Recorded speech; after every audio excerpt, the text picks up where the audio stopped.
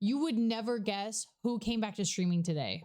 To be 100% honest with y'all, I really didn't think he was going to come back. I thought he was going to be all talk. I'm going to be back after vacation, yada, yada, yada. But no, on July 31st, we got this post from DrDisrespect why he's playing chess and we're playing checkers. Before we get talking about DrDisrespect, subscribe. It's right there at the bottom. Just hit that, make the button red. He's trying to tell us that he's 5 steps ahead of us. In doing what? Talking to minors? But jokes aside, it's like he's trying to tell us that he knows something that we don't know. So we're stuck on the checkerboard. But what he didn't know is I'm the 2-time checkers champ from Blockbuster. Come at me.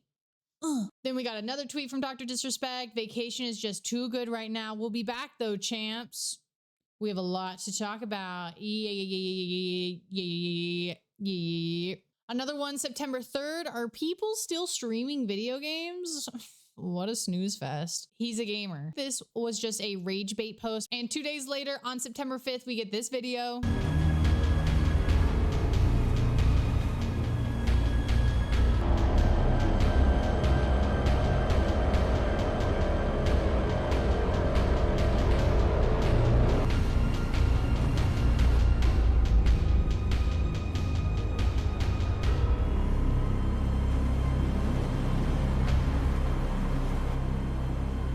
Private island? Crazy. Oh, it's the arena. It's Champs Arena.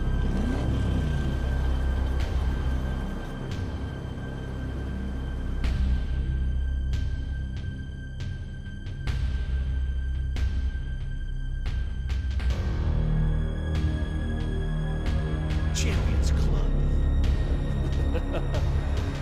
We're just getting started.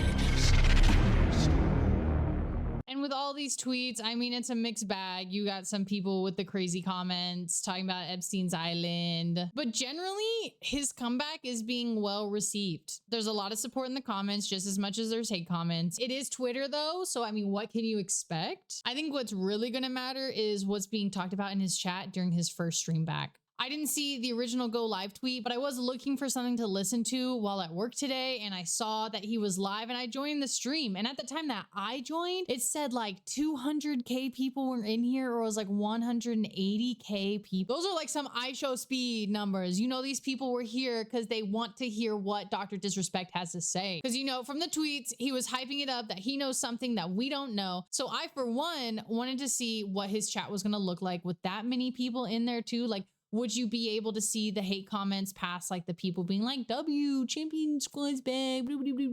Hello, this is Lauren from the future doing the edit right now. And I wanted to insert this picture right here. This is why you could not see one mean comment during DrDisrespect's live.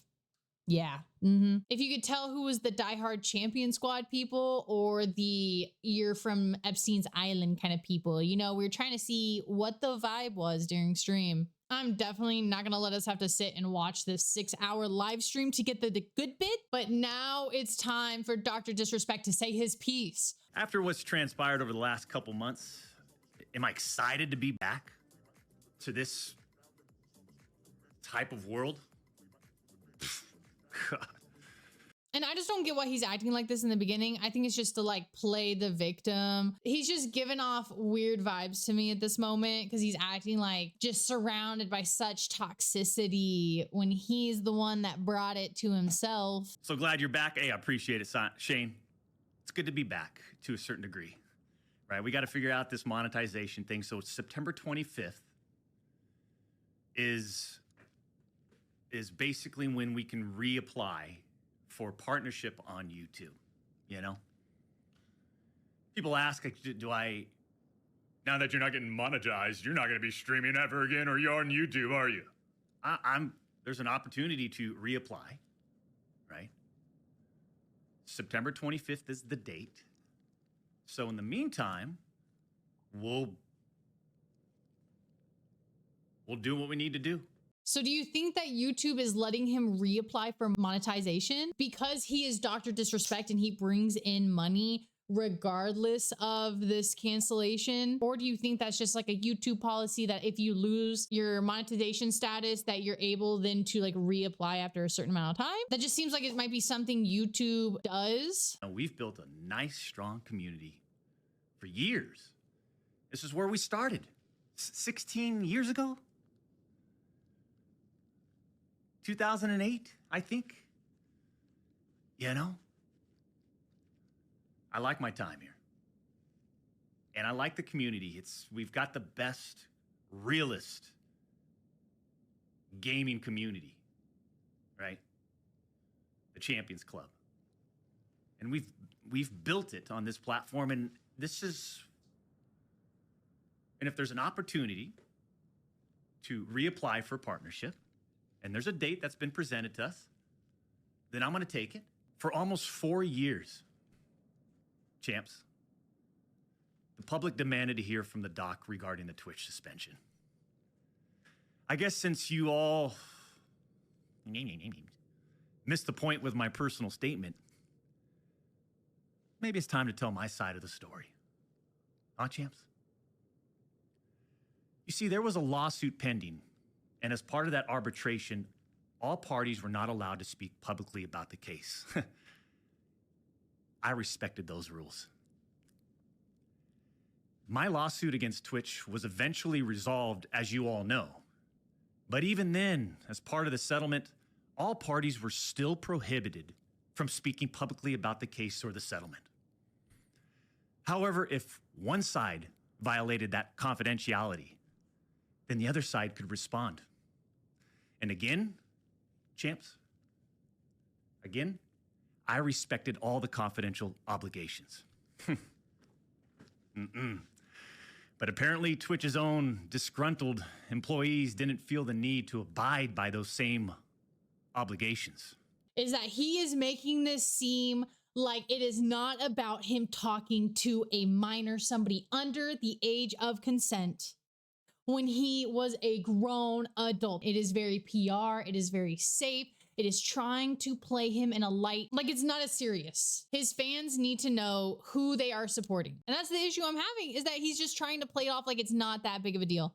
His ban was not that big of a deal. And that's why he was able to follow the rules. But then Twitch and their disgruntled employees, they're the ones to blame for all of this big mess. That's what I'm getting from this so far. Cody Connors, ex-Twitch employee, wasn't even involved, leaks Twitch's reported reason.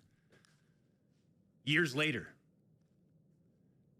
Cody, why do this? What was the point? This was settled professionally. And you, knowing how black and white the internet is, you decided, you fucking rat, to leak the reported reason Twitch banned me in 2020. I mean, for what? Cody, why? Did you not know the repercussions from spewing lies about the two-time? Did you not know the repercussions of accusing me, Cody Connors? You see, you don't know shit, and it was obvious from your tweet. You didn't have any firsthand knowledge of my dispute with Twitch. You said that I got banned from Twitch because I was sexting a minor through Whisper's messages? Do you even know what the legal definition of sexting is? I do.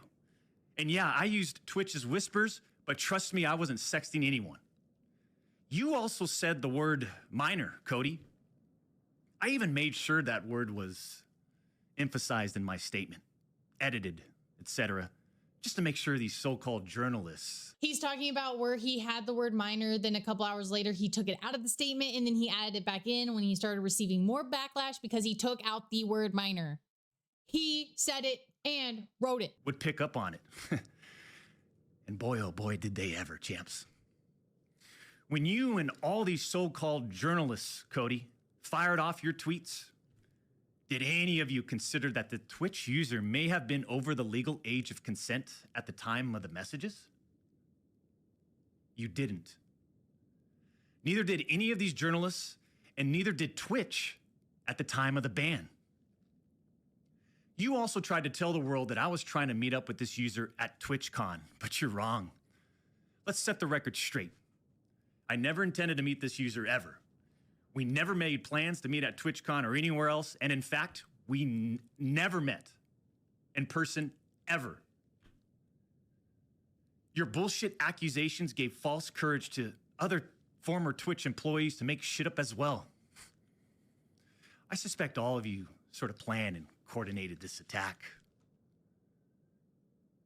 These big-time publications, these journalists, these various outlets are sort of just gossip channels now, don't you think, champs?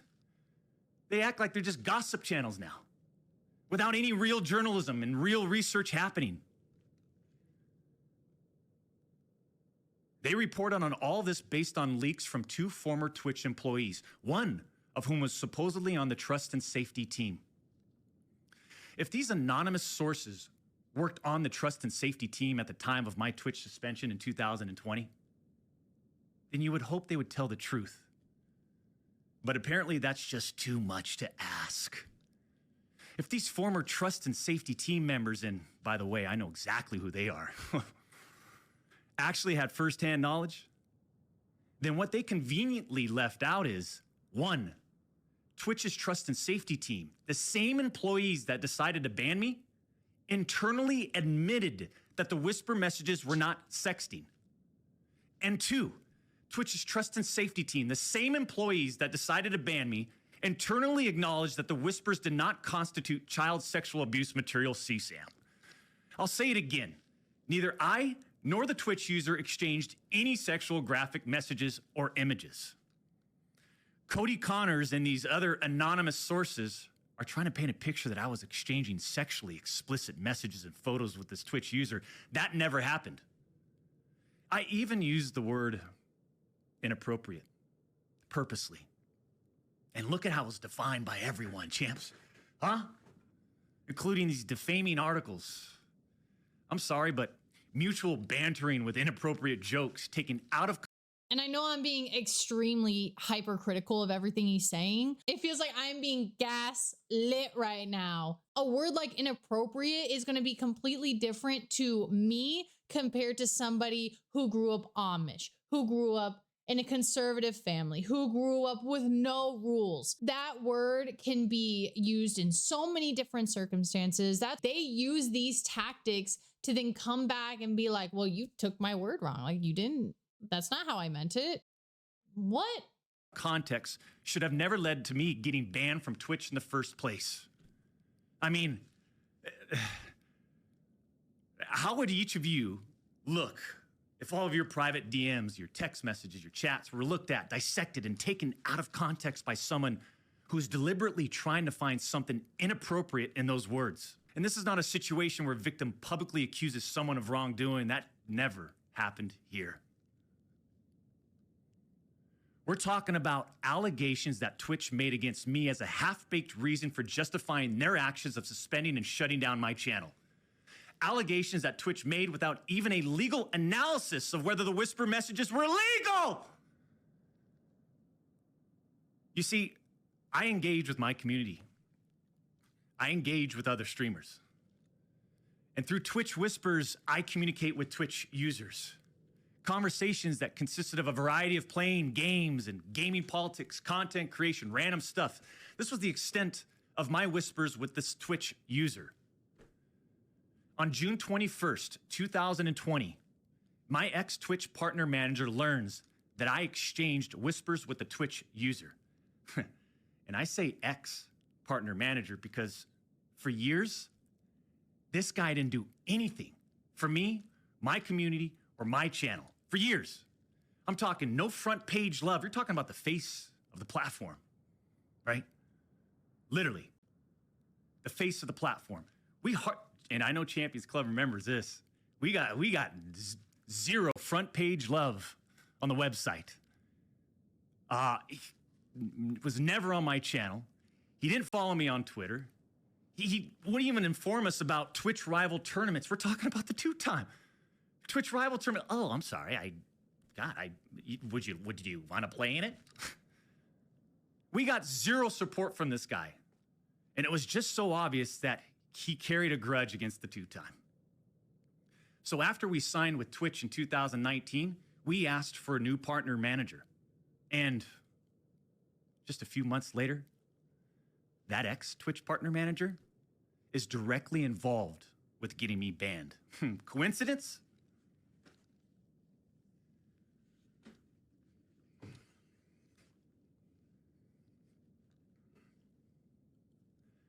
The Twitch user tells the ex-Twitch partner manager that they do not want to report anything to Twitch. I'll repeat that sentence one more time, just in case anybody missed that one. The Twitch user tells this ex-Twitch partner manager that they do not want to report anything to Twitch. But this ex-Twitch... So let me get this straight. So there's no reason for your Twitch partner manager guy to hate you, but he hates you. And he's the direct reason of why you got banned, but you don't know why he's jealous of you. He just wants to get you out of Twitch. I mean, at some point it needs to make sense to me because it's just not making sense. Like, he just hates me because I'm the two-time. The mustache, he's jealous of my fake hair, and that's why he got me banned. I just don't. I don't feel it. I'm not feeling it. I need more passion. Twitch partner manager encourages the user and even directs them to file a report directly with Twitch, even though the user told him clearly that we never physically met anywhere and that no photographs were exchanged. On June 24th, 2020, Twitch's special operations team receives and reviews the user's report. They find no issues and determine that it did not warrant any further escalation to Twitch's law enforcement response team.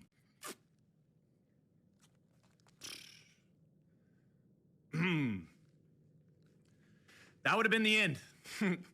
That should have been the end. But that partner manager, oh boy, did he had it out. He had it out for the two-time. He finds out that no further action will be taken, so what does he do? He personally escalates the report to a friend on the Twitch's LER team. The LER team, remember, that's the Twitch's law enforcement response team. He escalates the report to a friend on Twitch's LER team. So a day later, on June 25th, the LER analyst pulls the entirety of the whisper messages and begins discussing them with his director of the LER team. Mind you, this director is on vacation at that time and does not have access to their computer or work files. Let me just remind you, I went through a multi-year, big-time arbitration, okay? And, you discover a lot of stuff. Mind you, this director is on vacation at that time. The LER analyst cherry picks and sends a few targeted excerpts out of context from the whisper messages to this director.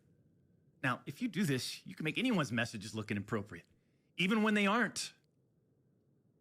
He says at the beginning of this stream that when one party breaks the rules of the settlement, then they can respond. If they're not inappropriate, like he's talking about, why does he just not release them? That would instantly clear his name. If the person that he was talking to also wants to help clear DrDisrespect's name, wouldn't you want to release at least an excerpt, context? It doesn't have to be the entire thing. We don't need to see all the whispers, but at least a example. I understand wanting your privacy. Blur their name. Blur the identifying key things. Make the people that are idiots look dumb. And then you go about your day with a W. You get to respond. There's no action against you because the other party are the original ones who broke it. So you should be in the clear to be able to release information that will clear your name. But I am nobody's lawyer, and that's not legal advice. That's way above my pay grade. Less than 1 hour, this LER analyst and his director have made the decision to suspend me from Twitch. Twitch submits a report to NCMEC. You guys all read those little articles, huh? The NCMEC. Twitch submits that report. The National Center for Missing and Exploited Children. Guess what? As far as I know, and over 4 years have passed, they didn't do anything with the report. As far as I know, they didn't escalate Twitch's report to law enforcement. Mind you, the same people that made this decision admit internally that the messages did not constitute sexting. The same people that made this decision at Twitch admit internally that the messages did not warrant any child sexual abuse material charge. Twitch makes this decision to terminate my contract and ban me while admitted they did not perform any legal analysis of whether the messages exchanged were illegal in any way. Twitch makes this decision to terminate my contract and ban me while admitting that they never investigated the age of consent in the jurisdiction where the user's messages were sent and received. Twitch makes this decision to terminate my contract and ban me without ever interviewing me, the user, or any other third party, including the partner manager. It's fucking unbelievable!